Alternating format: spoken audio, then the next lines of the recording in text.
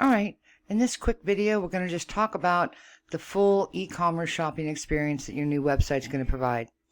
So this is a hybrid. So either we can have non-e-commerce or full e-commerce depending on what you like. We know that sometimes people don't want full e-commerce for whatever reasons, staff, drop shipping, potential fraud, whatnot. So let's talk about what it looks like for a consumer to buy on your website. So first of all, they go into the product and they see what they want, they make their choices, and then on this particular demo, it is asking them to click if they want to find out more about installing or shipping to store. But let's go ahead and do this. And now you've got an item in your shopping cart. So let's view all your items. It shows your customer the picture and the title. And if they come back later and they want to go and see it again, this is a link that'll take them right back to that. So here it is update or schedule.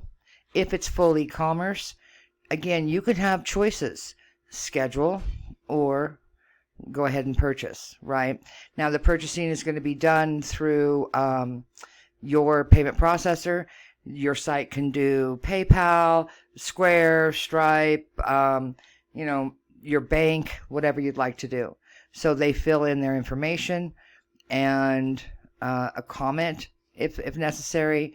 And then if it was full e-commerce on this, it would go to the next page and you would get their products. All right. So there you go. Full e-commerce product availability.